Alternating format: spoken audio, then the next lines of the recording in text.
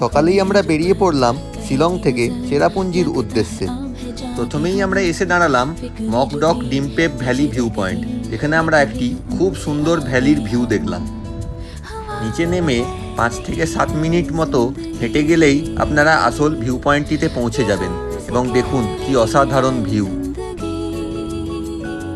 এরপর আমরা চেরাপুঞ্জির দিকে আরও এগিয়ে চললাম। প্রথমেই চলে এলাম ইকো পার্ক, যেখান থেকে 7 সিস্টার্স ফলের উৎপত্তি হয়েছে। সুন্দর পার্কটিতে আপনারা চারপাশটা ঘুরে দেখতে পারবেন এবং দেখতে পাবেন এখানে যে নদীটি এসছে এবং সেই নদীটির ধারে বসে ছবি তুলতে পারবেন। দেখুন এখান থেকে দেখা যাচ্ছে 7 সিস্টার্স ফলের মেন যে জলধারা, এবং এর উল্টো দিক থেকেই আমরা দেখব 7 সিস্টার্স ফল। দেখুন 7টি ধারাই পরিষ্কার, কি অসাধারণ ভিউ।